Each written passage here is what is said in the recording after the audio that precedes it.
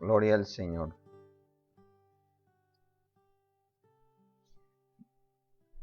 Bendito sea el nombre del Señor. Gracias damos a Dios, mis amados hermanos, por permitirnos estar una vez más aquí con todos y cada uno de ustedes. Agradecidos con el Señor por su gran misericordia, por su infinito amor y su bondad para con cada uno de nosotros. Les saludamos en el entrañable nombre de nuestro amado Salvador Jesucristo, deseando que la gracia y la misericordia de Dios esté reposando sobre todas y cada una de sus vidas y sus familias. Ciertamente Dios ha sido bueno para con su pueblo, para con su creación. No nos ha pagado conforme a nuestras maldades, ni nos ha castigado conforme a nuestras iniquidades, sino que ha expresado y ha manifestado su inmensa bondad, su misericordia, su compasión, y ha retenido su ira para no derramarla sobre este mundo que día tras día está empeñado en provocarle, está empeñado en rebelarse, está empeñado en ofenderle, auspiciado por todas las fuerzas del mal, ya que la Biblia dice que Satanás lo único que anhela es la destrucción, la muerte y el hurto, el robar la paz, el gozo, la felicidad, aquellas bendiciones que Dios quiere dar al ser humano, pero que desafortunadamente el hombre no quiere tener en cuenta a Dios y por ende en su justicia debe permitir tantas y tantas cosas que de no haber sido por su misericordia, Dios mío, quién sabe a qué niveles ya este mundo andaría. Por eso vamos a hacer una oración, amados hermanos, dándole gracias a Dios por esta oportunidad que nos permite estar un día más aquí, una mañana más, en este día que hemos entendido que es el día propicio para rendirnos ante la presencia del Señor. Vamos a orar, amados hermanos, dándole gracias al Señor por su infinito amor, por su infinita misericordia.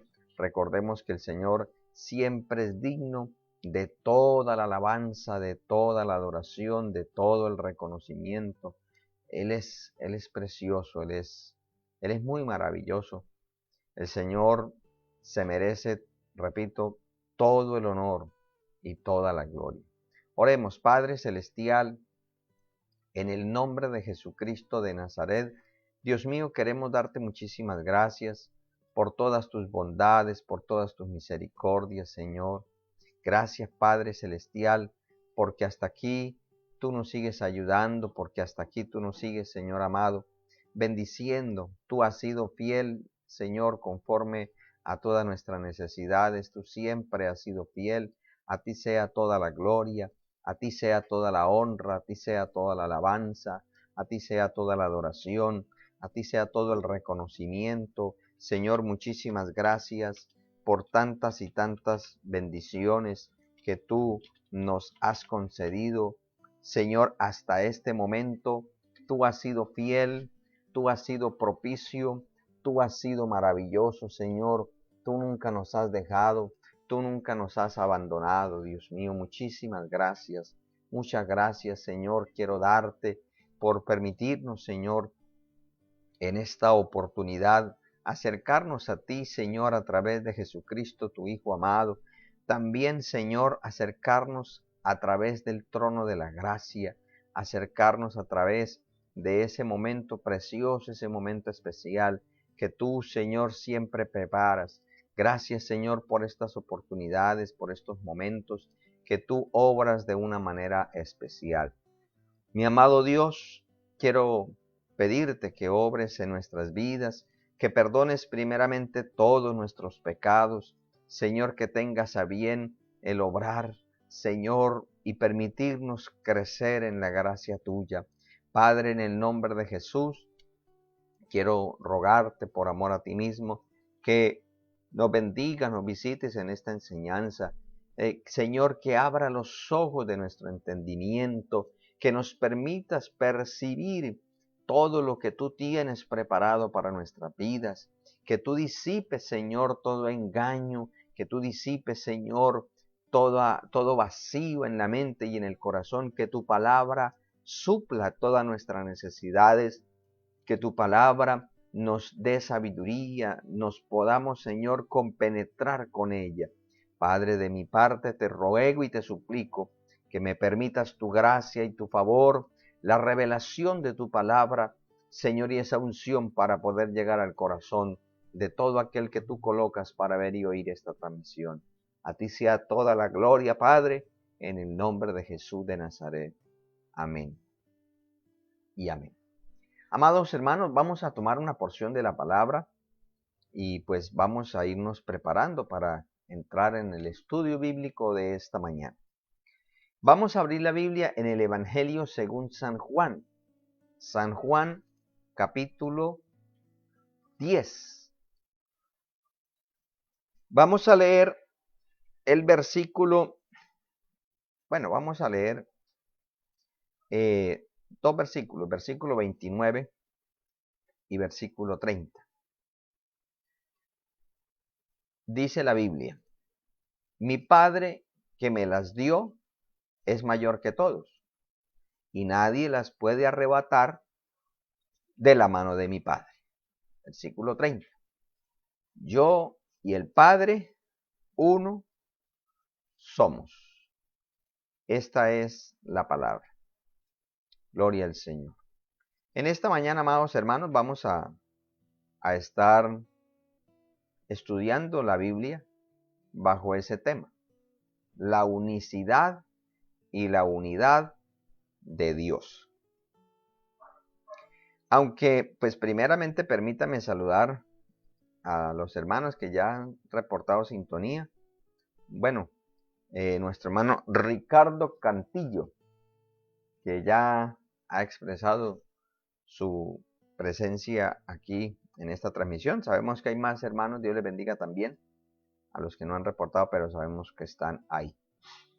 Amados hermanos, hoy vamos a mirar solamente estas dos perfecciones, cualidades o atributos de Dios, de la divinidad.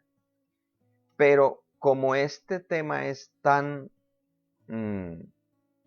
urgente tener claro y es tan amplio, yo creo que vamos a ir avanzando como Dios nos vaya dirigiendo, ahondando acerca de tener clara esta concepción de la revelación de Dios. La unidad y la unicidad de Dios. Vamos a mirar. Amados hermanos, nosotros entendemos que la Biblia nos muestra algunas cosas de la esencia, de la naturaleza, del poder, de la sabiduría de Dios. Digo algunas porque la Biblia, por ejemplo, Deuteronomio 29 dice: las cosas secretas pertenecen a Jehová, mas las reveladas son para nosotros y para nuestros hijos, a fin de que cumplamos todas las palabras de esta ley. O sea, o como el Señor le dijo a Nicodemo: si tú eres maestro de Israel, o sea, usted está colocado en una alta posición y usted no sabe esto, entonces, ¿cómo entendería las que no le he mostrado? El Señor un momento le dijo a los discípulos: muchas cosas tengo que enseñaros, pero todavía no las podéis soportar. O sea, es imposible tratar de concebir una realidad absoluta de un ser infinito en una criatura tan pequeña, débil y necesitada como nosotros, cuya llamémoslo así, pensamiento o razón es limitado. Nosotros no somos capaces. Así el Señor quisiera revelarnos muchas cosas, no somos capaces. Por eso es que, por ejemplo, el libro del profeta Ezequiel, que se le llama el profeta del Espíritu Santo en el Antiguo Testamento, donde él tiene muchísimas revelaciones de la gloria de Dios, y siempre lo encontramos diciendo: y era como una rueda en otra rueda, y era como. O cuando vamos al Nuevo Testamento, el apóstol Juan en el Apocalipsis también utiliza mucho, y era como. O sea, no es que así sea absolutamente, es que es la manera como él lo pudo percibir y es la manera como lo puede querer transmitir. Porque es que Pablo lo dijo muy claramente. Lo que está arriba es cosas que ojo no vio, ni oído yo, ni han subido a corazón de hombre. O sea, es algo inexplicable para nuestra naturaleza. Bien escribió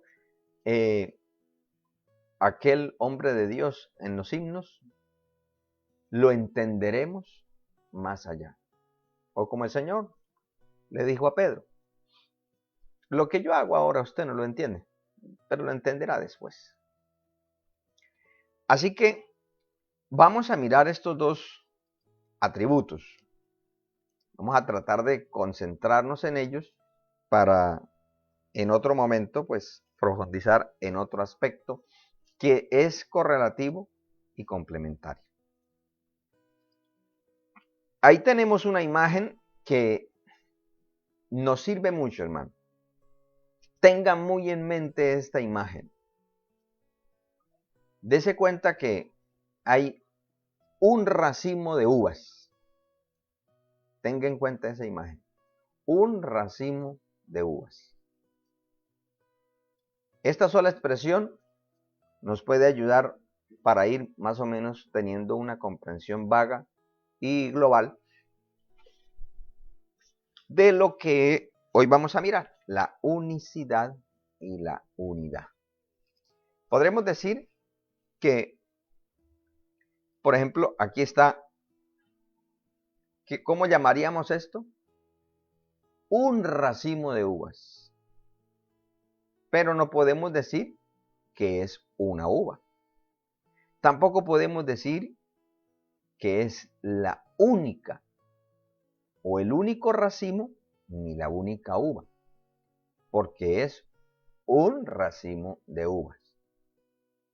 Bien. Entonces, amados hermanos,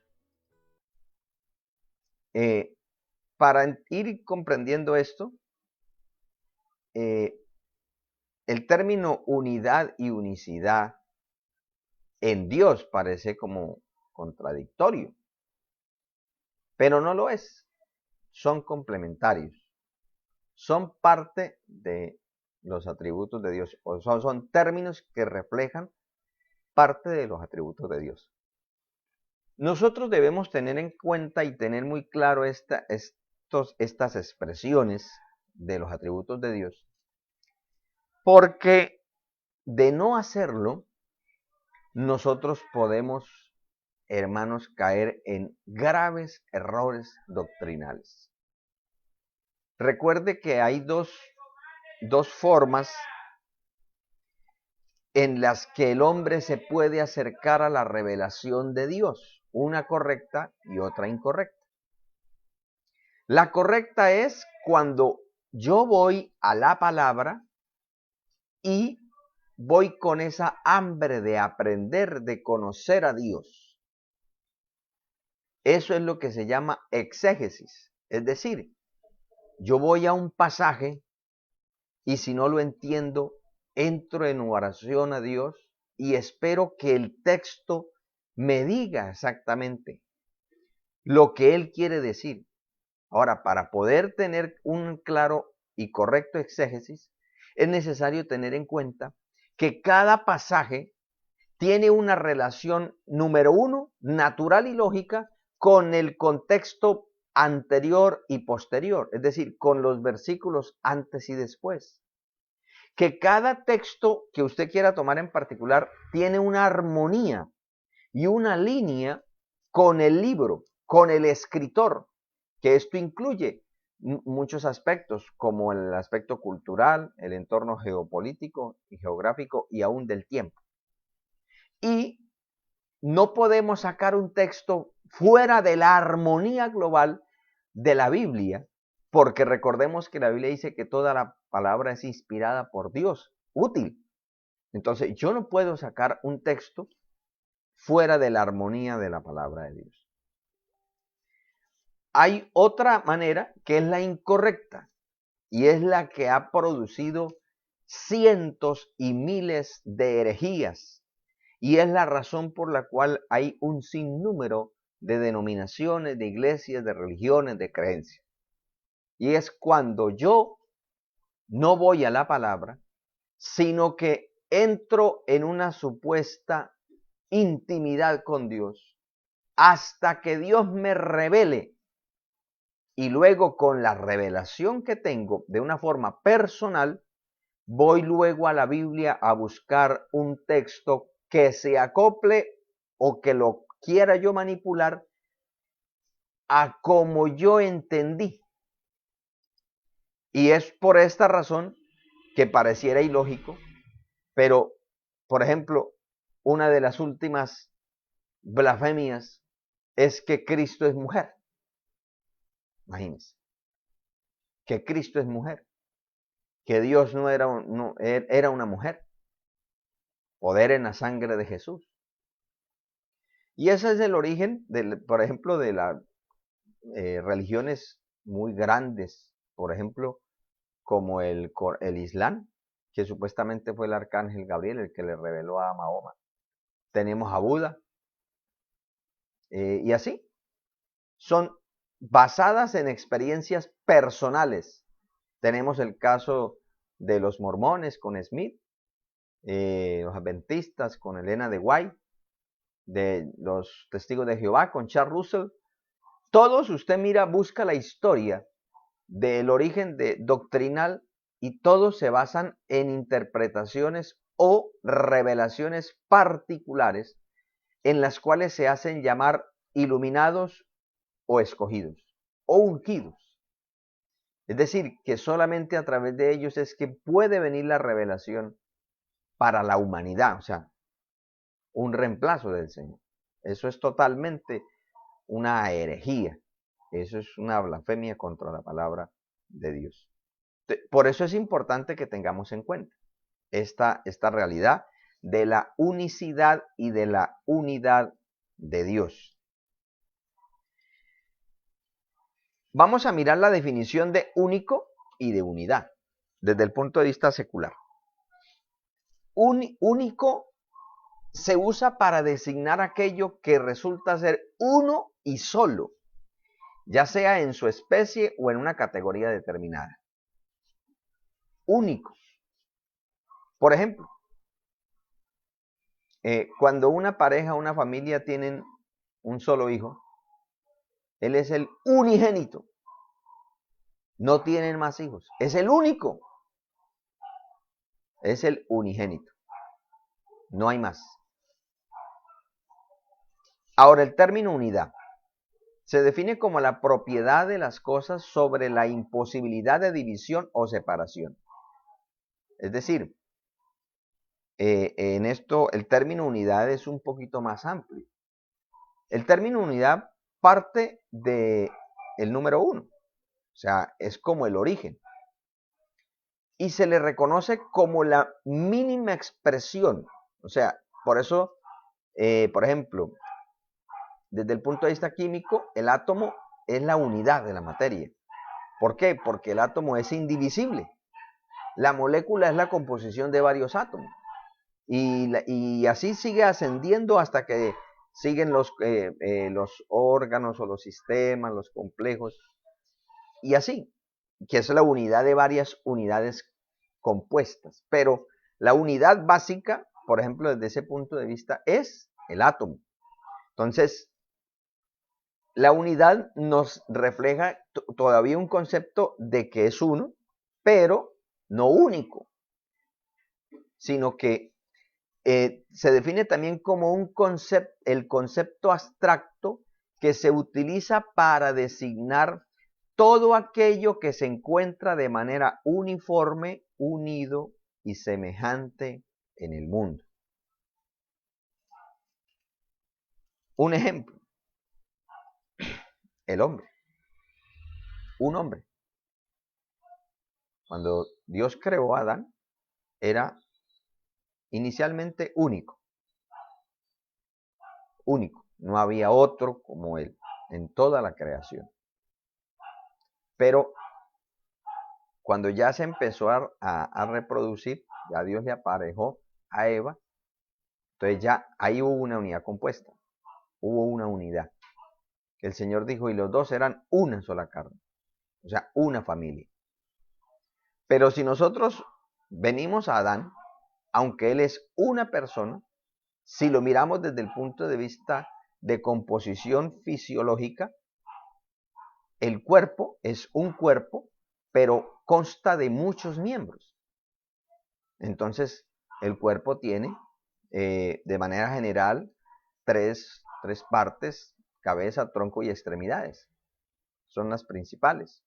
Y ellas tienen sus subdivisiones: los brazos, antebrazos, la tibia, el peroné, el fémur, bueno, toda la cantidad de... Ahora, si usted empieza a mirar desde el punto de vista óseo, circulatorio, mejor dicho, es una amplia gama de funciones, de células, de órganos que conforman un hombre, una persona. Ahora, desde el punto de vista, llamémoslo así, espiritual, ontológico, entonces vamos a entender que el hombre es espíritu, alma y cuerpo. Bueno, vamos a avanzar, hermanos. Entonces, teniendo en cuenta esto, vamos a adentrarnos en lo que es la unicidad y la unidad de Dios. Vamos a mirar en primer lugar la unicidad. Mire que de fondo siempre vamos a encontrar el racimo de uvas. Que no se nos olvide esa imagen, porque nos ayuda mucho a comprender esta enseñanza. Y esta verdad que es supremamente importante tener en cuenta. El término único o unicidad de Dios nos refiere, amados hermanos, a que Dios es único, es el único, es Él. Ese artículo Él nos ayuda mucho porque Él es el único en su género. Solamente hay un Dios, por lo tanto Dios es único. Todas las demás cosas existen por medio de Él. Ahí estamos incluyendo otros atributos porque Él es autoexistente. A Dios nadie lo creó si no fuera Dios. O sea, se supone que Dios es la fuente de todo. No hay otro como Él. Entonces, Dios es el único. Ahora, esta unicidad refiere también al estado cualidad de su ser simple. La condición de ser un ser libre de toda división en parte. O sea, no se puede partir a Dios. No se puede partir en tres dioses, no. Eso lo vamos a mirar ahorita cuando entremos a la unidad. Y por lo tanto es libre también de toda composición. Es decir, a Dios ni se le puede partir ni se le puede añadir. Dios es uno. Es único. Y vamos a mirar, la palabra nos va a mostrar algunas expresiones al respecto. Para comprender este término, vamos al libro de Génesis, capítulo 22, versículo 2, dice: toma ahora tu hijo, le dice Dios a Moisés, tu único. Ahora, ¿será que Abraham no tenía más hijos? Sí, él tenía otro, que era Ismael. Pero es que ese hijo no estaba dentro del perfecto propósito del Señor, ¿no? Ese hijo lo vino por la decisión entre Sara y él. Entonces, por eso el Señor le dice, tu único, y le agrega, el que amas, y vete a tierra de Moría y ofrécelo allí en holocausto sobre uno de los montes que yo te diré. Entonces, aquí el término único en el hebreo significa solo, único, solitario, como aquello que no se reemplaza, aquello que es irreemplazable. Vamos a mirar algunos pasajes. No quiere decir que estos sean los únicos, no, hermano. La Biblia abunda en expresiones de su revelación, y en este aspecto abunda. Hay muchísimos pasajes que nos demuestran que Dios es único. Miremos este, Primera de Reyes, capítulo 18, el versículo 39, que es cuando el pueblo apóstata se había rebelado contra Dios y estaba adorando a Baal y decían que eran pueblo de Dios.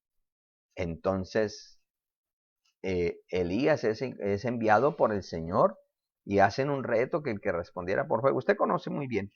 Pero yo le quiero leer, yo coloqué ahí este versículo 39 porque dice, viéndolo todo el pueblo se postraron y dijeron, Jehová es el Dios, Jehová es el Dios. O sea, el único, no hay otro como Él. Él es el único. Si nosotros vemos, por ejemplo, el versículo 37, Elías ora a Dios diciendo, respóndeme para que conozca este pueblo que tú, oh Jehová, y mire los artículos y los pronombres en singular, que tú, oh Jehová, eres el Dios y que tú vuelves a ti el corazón de ellos, el Dios, porque no hay otro Dios. Dios es el único verdadero Dios, como dice Jeremías, el Dios vivo y verdadero. Esto es muy importante que tengamos en cuenta, porque estamos hablando de la divinidad, el único Dios.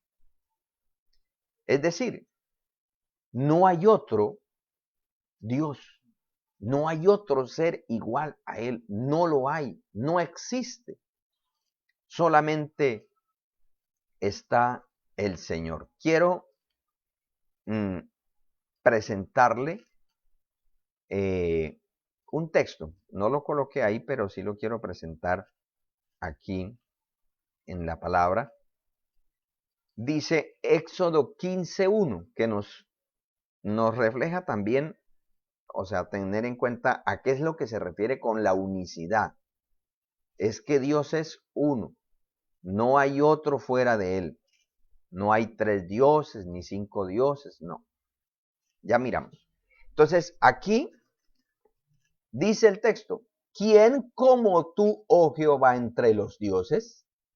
¿Quién como tú, magnífico en santidad, terrible en maravillosas hazañas, hacedor de prodigios?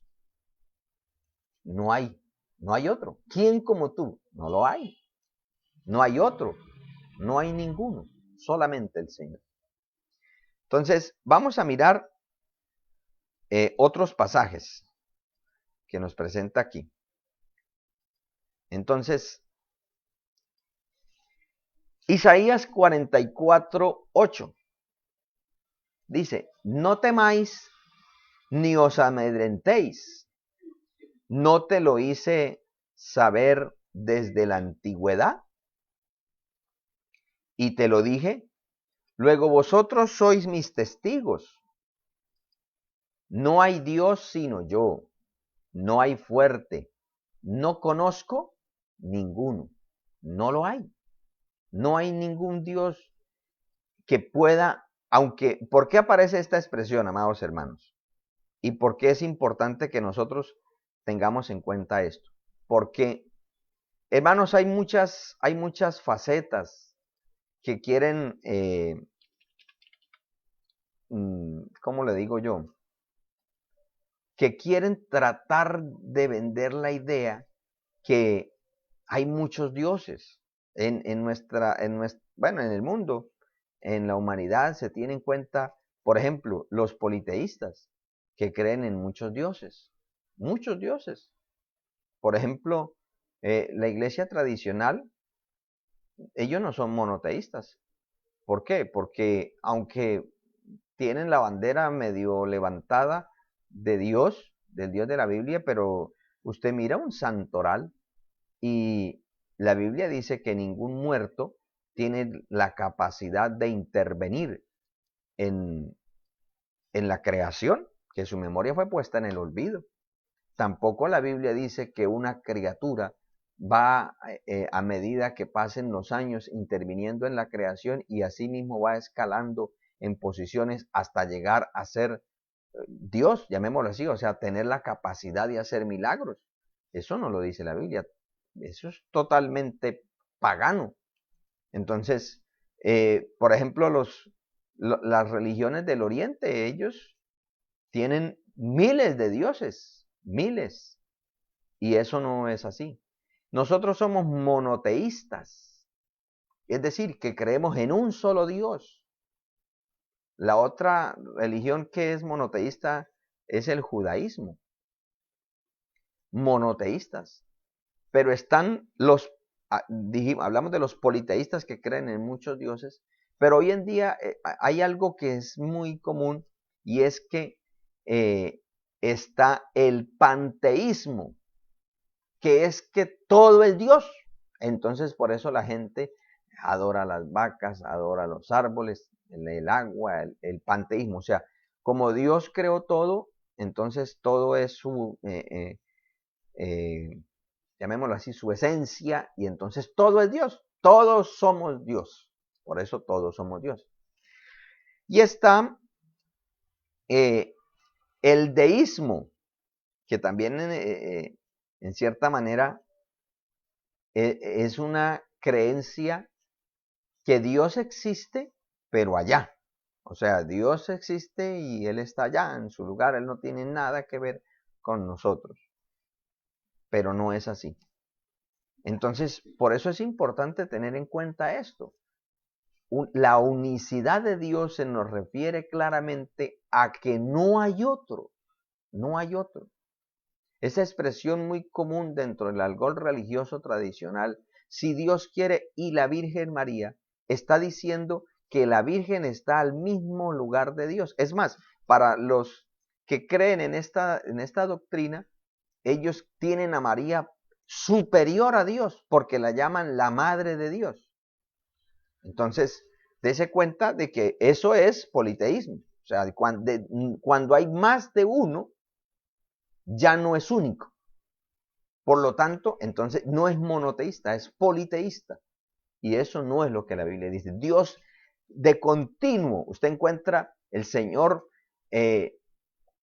castigando esa percepción y diciéndole al pueblo, no, solo soy yo, no hay otro, no conozco ninguno.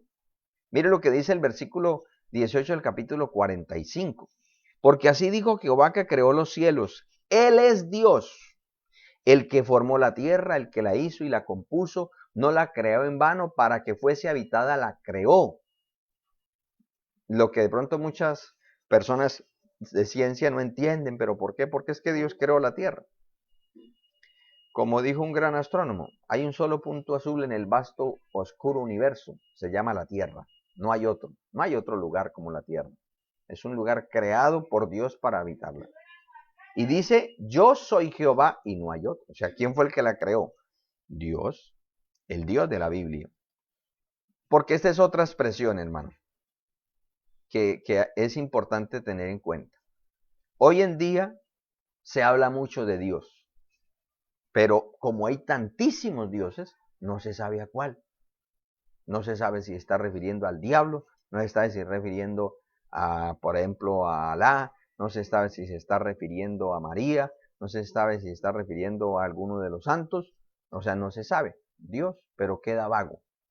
No, el Señor hacía referencia, en el Antiguo Testamento nos revela el nombre de la divinidad como Jehová o Yahvé, que es el nombre. Pero ya en el Nuevo Testamento, el Señor Jesucristo, que es la verdad, aclara algunas cosas de una manera más profunda porque Él es la revelación, Él es la verdad. Miren, eso lo estudiaremos en otra ocasión. Isaías 46:9 dice, acordaos de las cosas pasadas desde los tiempos antiguos, porque yo soy Dios y no hay otro Dios, y nada hay semejante a mí. No hay nadie semejante. Eso es lo que representa la unicidad de Dios. No hay nada igual a Él, ni nadie semejante a Él, ni nadie que se le iguale a Él, nadie. Él es único, exclusivo. Primera de Corintios, mire, es un texto que nos sirve para ambas expresiones, para la unicidad y para la unidad. Porque la primera parte nos refleja claramente la unicidad. Dice, para nosotros, sin embargo, solo hay un Dios. En ese sentido se refiere exclusivamente a la unicidad. O sea, La iglesia, nosotros somos monoteístas. Nosotros no creemos que hay 3 dioses, ni 5 dioses, ni 2 dioses. No. Hay iglesias cristianas que son dualistas. O sea, ya han creído, pero aunque son monoteístas, pero dualistas en el sentido de la composición interna de la divinidad. Que hay 2 personas, que eso es diferente. Eso repito, eso lo miraremos en otra oportunidad. Aquí dice Pablo, el Padre, del cual proceden todas las cosas y nosotros somos para Él. Y un Señor Jesucristo, por medio del cual son todas las cosas y nosotros por medio de Él. Entonces, este es un texto en el Nuevo Testamento que nos presenta tanto la unicidad como la unidad. Vamos a mirar la unidad de Dios. La unidad de Dios. Entonces, recordemos que la unidad hace referencia a la mínima expresión de cualquier cosa, porque si nosotros solamente decimos de la materia, entonces estamos dejando por fuera el resto. Entonces, Dios no está compuesto, porque si no, no fuera unidad. Pero esto implica, entre otras cosas, que las 3 personas de la deidad no son otras facciones, tantas fracciones que entran en la composición de la esencia divina, que no hay diferencia entre la esencia de Dios y sus perfecciones, y que sus atributos no son adiciones a su esencia. ¿Me explico?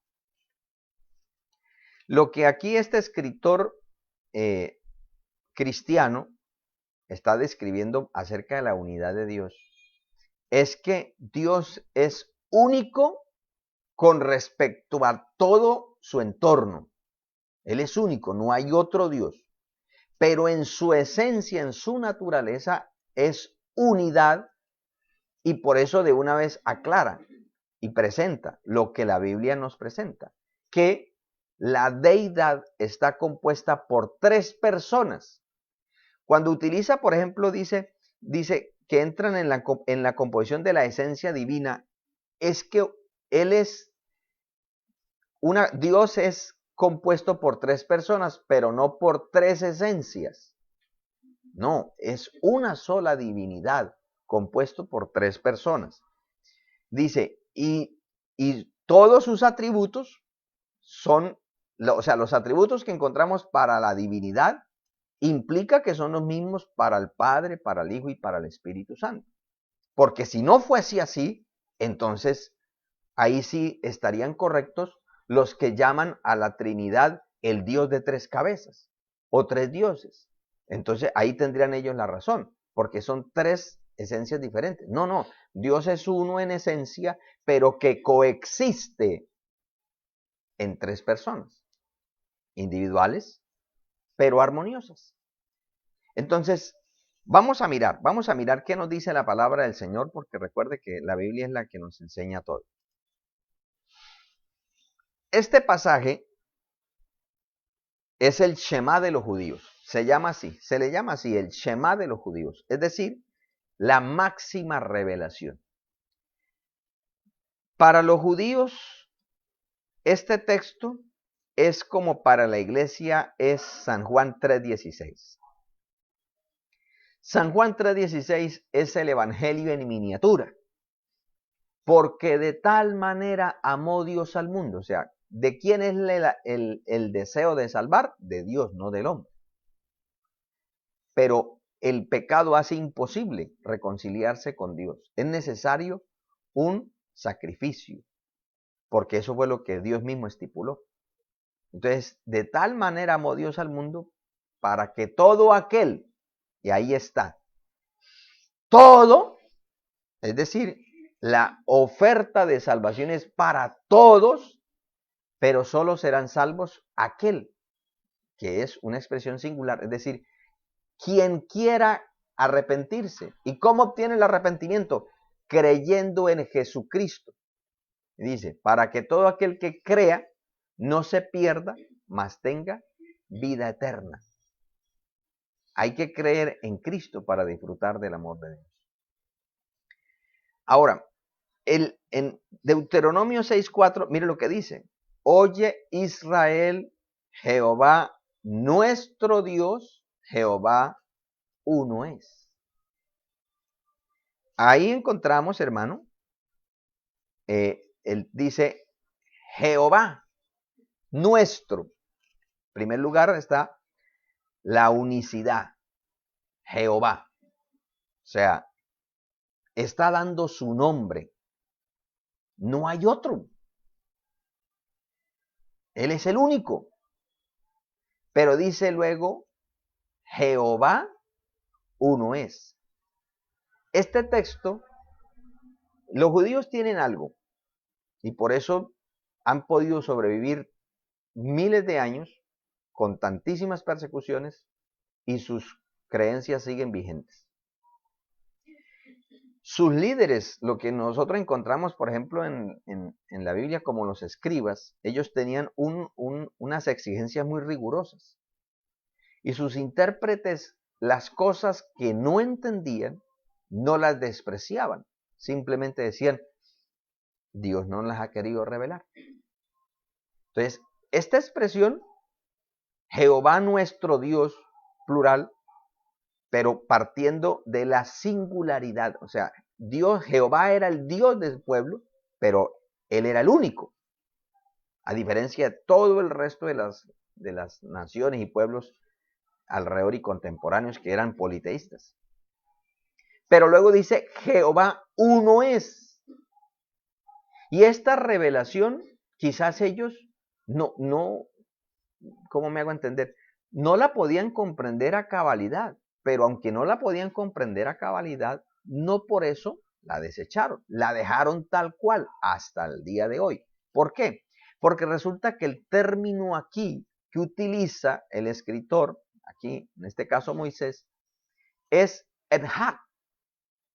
Si nosotros miramos en el versículo, que hay muchos más, pero en Génesis 22:2 dice a tu único. Y ahí el término es diferente, Archit. Y aquí es Edhat. Y Edhat significa unido. Unido. Que forma uno. Primero. Unido. Entonces, por eso es que, por ejemplo, ahí en Zacarías 14:9 dice, y Jehová será rey sobre toda la tierra, en aquel día Jehová será uno, y uno será su nombre. Y nuevamente aquí el término no es Achit, sino Edhat. Es importante tener en cuenta esto, porque aquí los términos que aparecen no es único, sino uno, de unidad. Vamos a mirar. Le voy a presentar algunos versículos para comprender esto de la unidad. En Esdras capítulo 3, versículo 1, dice, cuando llegó el mes séptimo y estando los hijos de Israel ya establecidos en las ciudades, se juntó el pueblo como un solo hombre en Jerusalén. Un solo hombre. Entonces, es aquí donde la doctrina de la unicidad, que quieren derribar la unidad, el atributo de Dios de la unidad de Dios y quedarse con la unicidad, dando a entender que Dios no solamente es el único, sino que no existe sino una sola persona, y dan pues muchos argumentos, pero cuando por ejemplo llegan a términos donde habla claramente de la Trinidad, entonces eso es imposible.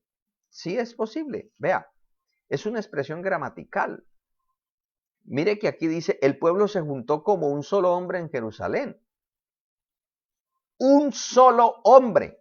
O sea, todos los, no dice cuántos habían, los cientos o miles que pudieran haber en ese momento, todos estaban con un mismo propósito, un mismo espíritu.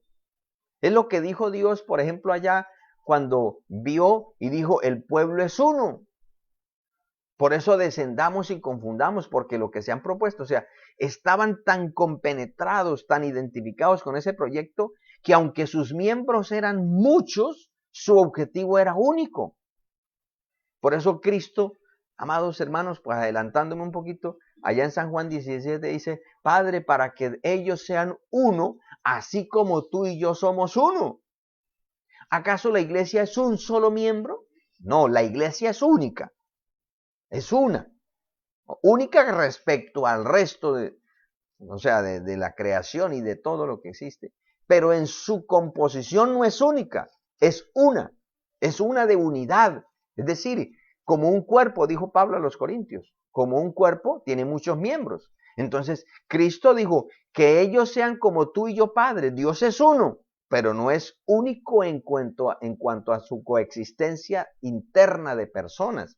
No, la Biblia nos revela claramente que la divinidad o Dios es único, pero está compuesto intrínsecamente por tres personas. Mire, ahí hay una expresión muy clara, como un solo hombre. Ahora Ezequiel 37:17. Dios le dice al profeta, júntalos luego, le dijo, esto haciendo referencia de una simbología, tome dos, llamémoslo así, dos palos, uno representa a Israel y el otro a Judá, y dice, júntalos luego el uno con el otro, para que sean uno solo. ¿Acaso se compenetraron? Es decir, ¿acaso los palos se fundieron y se convirtió en un solo tronco? No, sino que estaban unidos, pero al mantenerlos unidos, pues se veía como un palo compuesto. Entonces dice, y serán uno solo en tu mano. Uno solo en tu mano, como el candelabro. El candelabro era un solo elemento, pero tenía 7 brazos, y en cada brazo habían 7 llamas que irradiaban luz. Entonces, esto es unidad. Por eso yo les dije al iniciar, tengan muy en cuenta la imagen del racimo de uvas. Edjad es un racimo de uvas, un atado de varillas. Edjad, uno en unidad compuesta. Único es diferente. Es, por ejemplo, una piedra, un zapato, no un par de zapatos. Ya un par de zapatos ya es unidad compuesta. Un zapato es único, un par de zapatos es unidad compuesta. Entonces, aquí la palabra del Señor nos presenta ambos atributos. Dios es único, pero Dios es unidad también. Es uno, pero en unidad compuesta. Miremos el pasaje en el griego que hemos leído, que este es un texto supremamente contundente para aclarar la unidad de Dios. El Señor le dice, yo y el Padre uno somos. Si dijera, yo y el Padre uno soy, entonces, en ese caso, vuelvo y digo, la doctrina herética de la unicidad estaría correcta y la doctrina de la Trinidad sería incorrecta. Pero resulta que no dice, yo y el Padre uno soy, sino somos. Porque el término que utiliza Juan en el griego es esmen, que es un pronombre personal primario en plural. Somos. O sea, existimos. No existo. Si no, hubiera dicho el Señor, yo y el Padre uno soy. Ahí sí es singular, pero dijo, somos unidad compuesta. Es lo mismo pero bueno, simplemente lo voy a mencionar, pero no quiero entrar más porque eso es otra enseñanza. Lo que en San Juan 14, cuando Felipe le dice, muéstranos al Padre y nos basta. Y el Señor le dice, ¿hace cuánto que estoy con vosotros, Felipe, y no me has conocido? ¿No sabes que yo soy en el Padre y el Padre en mí? El Señor no le dijo, yo soy el Padre. No, yo soy en Él. O sea, unidad. ¿Qué es lo que quería decir el Señor? Y siempre trató de aclararlo y de tenerlo muy, muy certero en sus oyentes. El hecho que nosotros coexistamos siendo de la misma esencia, no quiere decir que, por ejemplo, el Padre quiere destruir, el Hijo quiere arreglar y el Espíritu Santo quiere votar. No.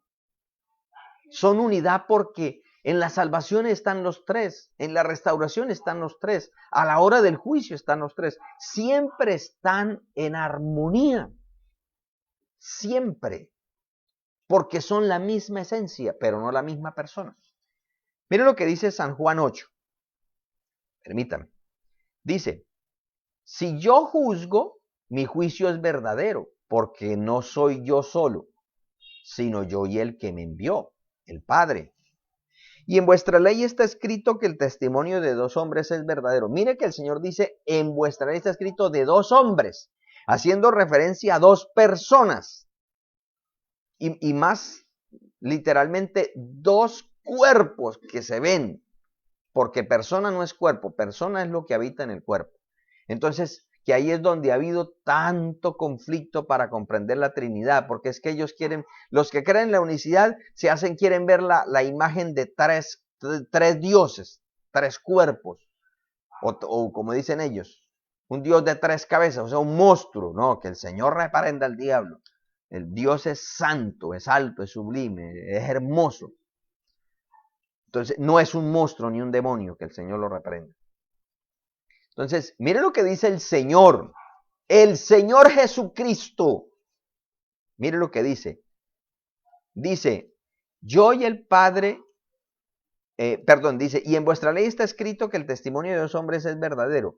Yo soy el que doy testimonio de mí mismo, y el Padre que me envió da testimonio de mí. Da testimonio de mí. Mire qué linda es la palabra del Señor. El Señor da testimonio de Él. ¿Y quién más? El Padre. Por lo tanto, el testimonio de Cristo es verdadero. Porque hay dos, no hay uno solo. Pero miremos este pasaje tan contundente también. Bueno, es que toda la palabra es contundente. Hebreos 1:3. Está hablando de Cristo, que Dios había antes hablado por los profetas, pero ahora ha hablado por el Hijo. ¿Y quién es el Hijo? Dice, el cual, siendo el resplandor de su gloria, cuando habla del resplandor de su gloria, es porque la Biblia dice que a Dios nadie puede verlo y vivir. Entonces, el Hijo siempre, en la palabra lo encontramos siempre siendo como de las personas que conforman la deidad, el que más se ha querido allegar, o sea, el que ha querido estar en contacto.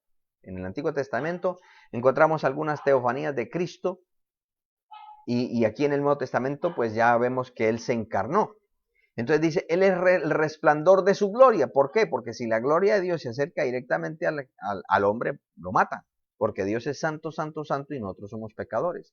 Pero como el Señor viene cumpliendo una misión para con nosotros, no porque Él sea un resplandor simplemente, sino Él es la misma esencia. Entonces dice, dice, y la imagen misma de su sustancia. Y mire que ahí lo aclara. O sea, no es como dicen, por ejemplo, los agnósticos, que Cristo es simplemente un ángel de baja calaña, por eso es que puede comunicarse con el hombre. No, no, no, Jesucristo es Dios, pero no es el Dios. El Dios es la deidad compuesta por el Padre, el Hijo y el Espíritu Santo. Jesucristo es el Hijo de Dios, Jesucristo es Dios, claro, porque mire que el texto lo dice, él goza de la misma esencia, de la misma naturaleza del Padre y del Espíritu Santo, porque forman la deidad, pero no es el Dios, porque si utilizamos el artículo el determinado singular, estamos diciendo, toda persona que diga Jesucristo es el Dios, está creyendo en la unicidad de la interioridad de Dios, es decir, no cree que hay un Padre, ni cree que hay un Espíritu Santo. Es decir, no cree en la Biblia. Le toca bueno, hagan como tantas religiones han hecho. Invéntense otra Biblia. Pero por favor, recuerden a todo aquel que quiera manosear la Biblia, que hay una maldición para el que le quite y al que le añade. Decir que no existe un Padre, decir que no existe un Espíritu Santo, es cercenar la palabra. Es igual que, por ejemplo, lo que el Señor, ¿por qué el Señor desaprueba el divorcio? Aunque muchas religiones y aún cristianas y concilios cristianos aprueban el recasamiento, es imposible. ¿Cómo usted algo que lo funde con Dios, luego lo va a partir? Es imposible. ¿No que va a desmembrar el cuerpo? Lo va a partir. Por eso Cristo dijo, lo que Dios unió no lo separa el hombre. No lo separa el hombre. ¿Por qué? Porque se han conformado en esa reflejo de la revelación de Dios, de la unidad. El Señor, bueno, escribiendo, y lo tomó de Génesis, que dice, por tanto el hombre dejará a su padre y a su madre y se unirá a su mujer y los dos serán una sola carne. Una sola carne. Ahora, ¿será que el hombre y la mujer siempre andan unidos como unos siameses ahí? No, hay un momento literal en el que se unen. Una sola carne, pero ya forman una unidad que se llama matrimonio. Matrimonio. Y el matrimonio es indivisible a menos que venga la muerte. De resto, se llama adulterio. Y el que se separa comete adulterio. Y el que se casa con la repudiada o viceversa también es un adúltero. Eso lo dice la Biblia. Entonces, mire que la palabra del Señor es muy clara, amados hermanos. Nosotros debemos creer lo que la Biblia dice, no lo que la gente quiera decir que la Biblia dice. No, vamos al texto sagrado. En este versículo, el capítulo 5 de Primera de Juan, versículo 7, es un texto que en la gran mayoría de los manuscritos no estaba. Fue incluido como una nota de página y después con el tiempo las editoriales lo incluyeron. Pero, ¿por qué lo incluyeron? Para explicar y para corroborar, los historiadores registran de que ya después del año 100 prácticamente, ya por ese entonces, ya habían empezado a surgir esas herejías. Recuerde que la iglesia desde su inicio ha tenido una batalla contra la herejía y la apostasía. Recuerde que desde la creación el Señor dio una palabra y llegó el diablo a decirle a Eva, con que Dios os ha dicho. O sea, ya vino a adulterar la palabra, que el Señor lo reprende. Entonces, por eso es importante tener en cuenta lo que dice el texto sagrado, hermanos, porque Cristo venció a Satanás, por el escrito está, por el escrito está. Entonces, ¿qué nos dice este pasaje? Dice, porque tres son los que dan testimonio en el cielo, el Padre, el Verbo y el Espíritu Santo. Y estos tres son uno de unidad. Los tres son uno, porque no son tres dioses, es un Dios, pero existe y coexiste en esencia en tres personas, el Padre, el Hijo o el Verbo y el Espíritu Santo. Entonces, es importante tener en cuenta esta realidad. Ahora, el hecho de que no estuviera en muchos manuscritos antiguos no quiere decir que sea el único pasaje que habla de la Trinidad. No, fue una aclaración. Amados, quiero ir cerrando con este texto, que fue una de las cosas que en cierta manera llevaron a la muerte al Señor. Al Señor lo mataron porque no se ceñía la doctrina que tenían los religiosos de la época.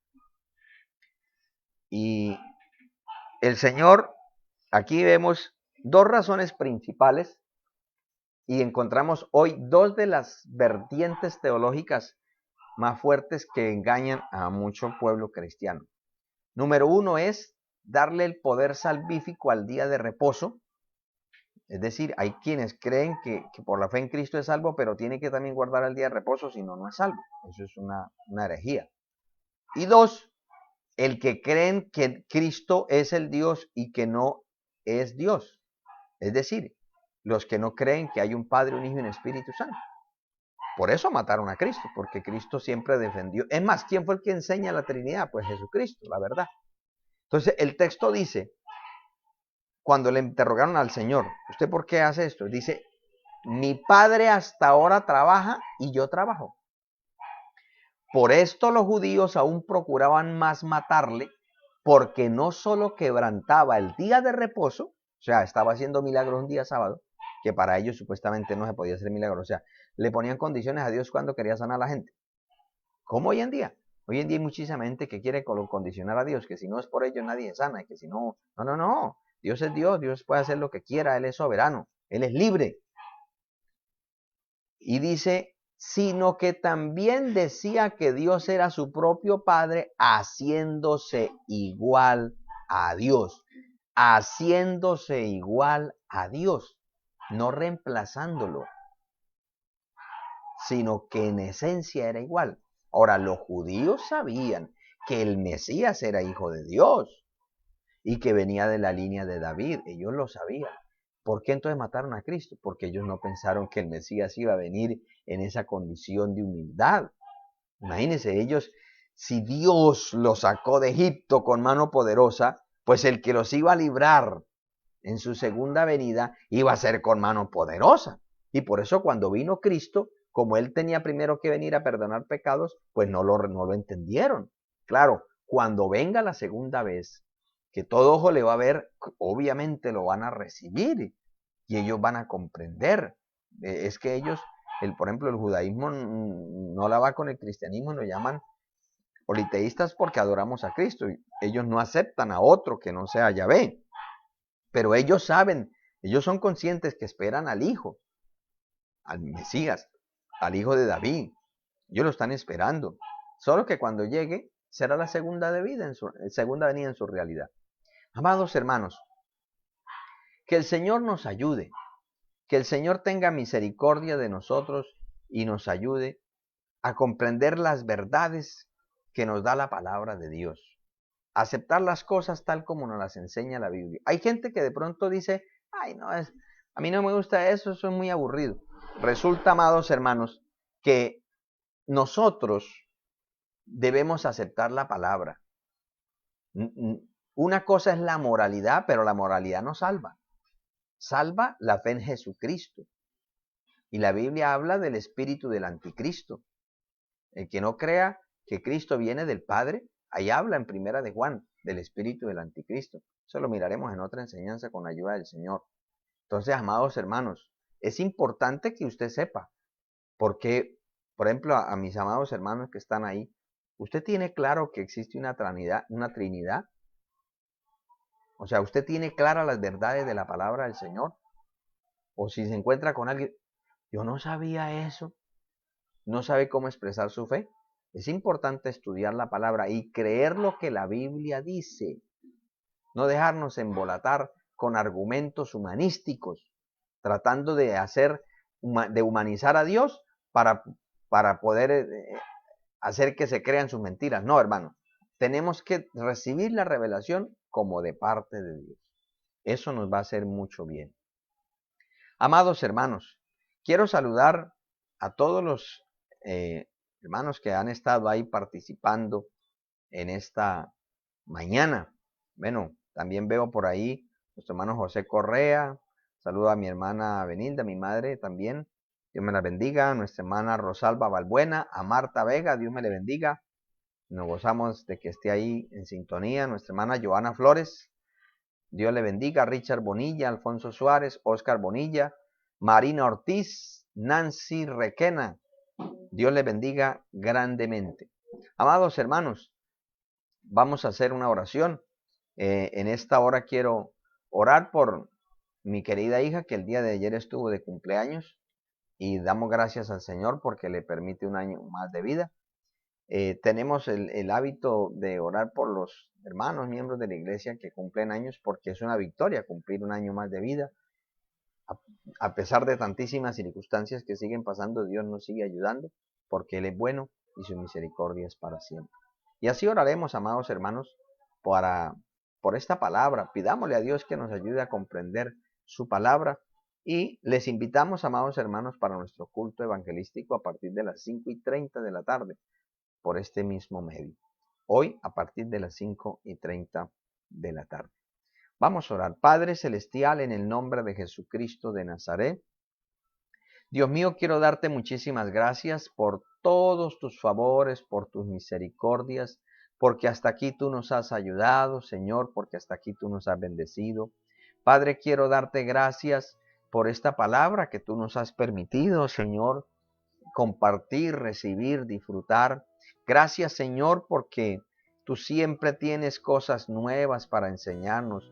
Tu misericordia y tu presencia siempre nos llevarán de tu mano, Señor. Te quiero pedir en el nombre de Jesús de Nazaret que obres de una manera poderosa. Señor, quiero presentarte la vida de todos y cada uno de mis hermanos que han estado participando de esta enseñanza.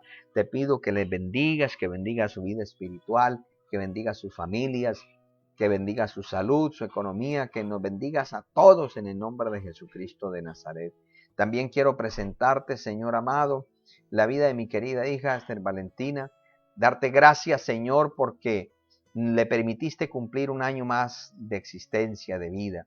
Te pido, Señor, que como hasta aquí la has traído, le conserves, Señor, tu misericordia, tu gracia, que ordene sus pasos, que siempre incline su corazón hacia ti, que la lleves por la senda correcta y cumplas en ella el propósito tuyo. Ayúdala, Señor, a enamorarse cada día más de ti, a obedecer tu palabra, Señor, y a disfrutar de las abundantes riquezas que tienes preparado para ella y para todos y cada uno de nosotros. Señor, te pido por las peticiones que tengan mis hermanos en esta mañana. Te suplico, Padre eterno, que conforme tus riquezas en gloria nos bendiga, Señor, para alabanza tuya y bendición nuestra.